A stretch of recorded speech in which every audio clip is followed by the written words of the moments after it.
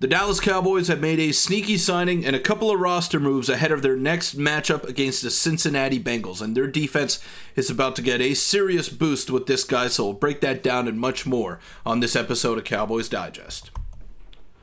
Welcome in, everybody, to Cowboys Digest. I'm your host, Peter Vryonis, and today we're going to be breaking down the roster move that the Dallas Cowboys made, as well as the sneaky signing that could pay dividends for their defense going forward. But before we get into the video, I want to let you know that a large percentage of you who are watching are not subscribed to the channel. So go ahead and hit that sub button because we're close to my goal of 3,000 subs, and it'd mean the world to me if you could help get me there. But let's not waste any time. Let's get straight into it. And the Dallas Cowboys worked out a couple of guys today. Most notably, cornerback Xavien Howard, who is a former All-Pro, four-time Pro Bowler, including three other DBs, Joshua Bledsoe, Dee Delaney, and Troy Pride. Now we're going to move on here. The Cowboys have designated Amani Oruwariye for a return to practice. Dallas also signed defensive back Dee Delaney and defensive back Troy Pride to their practice squad.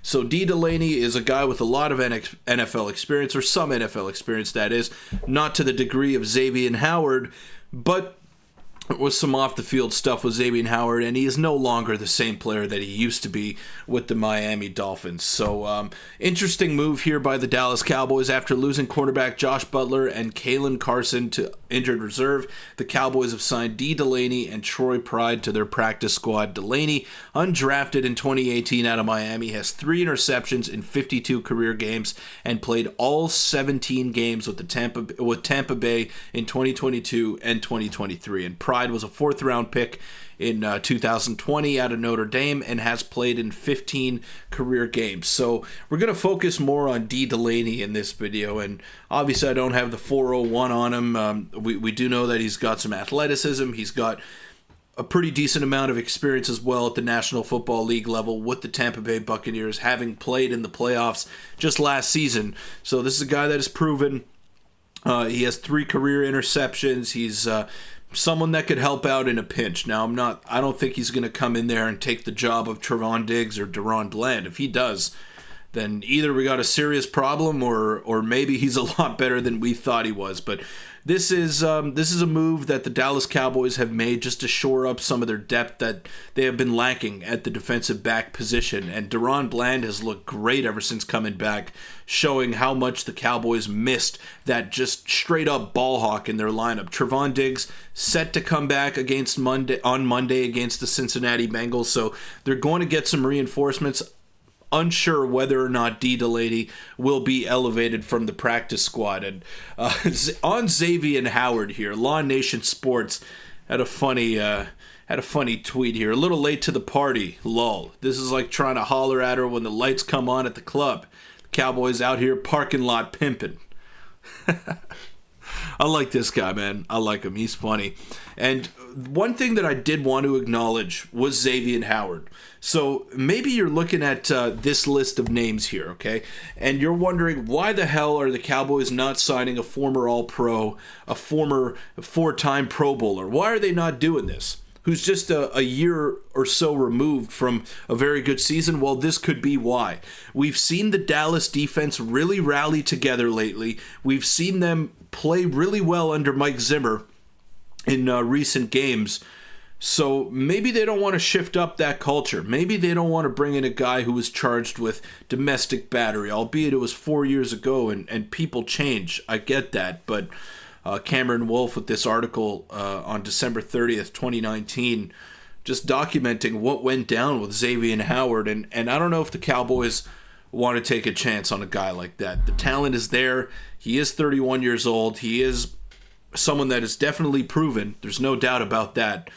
But I'd rather give Dee Delaney a shot, especially if you're signing a guy to your practice squad who figures to not really be a massive part of your team going forward. I'd rather not infect the culture, and I'd rather not bring in somebody that may disrupt what the Cowboys have going on here. It's been a whirlwind of a season. It's been disappointing, to say the least. But in the past couple of weeks, I think there are a lot of positives that we can take away from the wins against the Commanders and the Giants going into next season. And who knows, with a miracle, we could maybe see a playoff game for the Dallas Cowboys this year. Not likely, definitely not going to happen in my opinion, but I'm not packing it in, and I will never cheer for my team to lose. That is one thing I can guarantee you guys on. So you could say what you want to say about Jerry Jones and Mike McCarthy probably going to be gone after season's end, yada, yada, yada. But the stuff that I've seen out of Deron Bland, Trevon Diggs, more so Deron Bland, DeMarvion Overshown, and Micah Parsons, those guys really buying in for the rest of the season and showing that they're not just going to put their heads down and not do anything about other teams trying to punch them in the mouths. You're supposed to get DeMarcus Lawrence back in short order as well. He's got a chance, an outside chance, to play on Monday against the Bengals, who have a god-awful offensive line. So you're going to give yourself a chance to get to the quarterback. And Joe Burrow, he's not very mistake-prone, but if you get to the quarterback, you elevate his chances of making mistakes and trying to force throws into tighter windows, which is where guys like Deron Bland come in. Trevon Diggs, who figures to be back. And maybe, just maybe, Dee Delaney, who has 3 career interceptions. I'm sure he'll see his fair share of snaps if he gets elevated from the practice squad, because he was signed, but he's on the practice squad as of now. The game is still a few days away. They're only playing on Monday Night Football against the Cincinnati Bengals, so it's going to be interesting to see whether or not this guy makes his Dallas Cowboys debut. But when looking at Delaney's stats here for his career, he's been able to stay healthy. So 15 games played in 21, 17 in 22, 17 in 23, and not the most snaps in the world, but there you see the 2 interceptions just last season on a team that made the playoffs, on a team that beat the Philadelphia Eagles in the wild card round of the playoffs as well. So he's got some experience. He's a seasoned vet at this point of his career, and who knows? Who knows what he brings? Troy Pride as well was signed, who, as we mentioned, was a fourth round pick in 2020 out of Notre Dame. So not too familiar with these guys, haven't broken down their film or anything like that. But Dee Delaney seems like a pretty interesting gamble. Not really a gamble that the Cowboys are taking. When you sign a guy to your practice squad, it either works out or it doesn't. It's not going to make or break your season.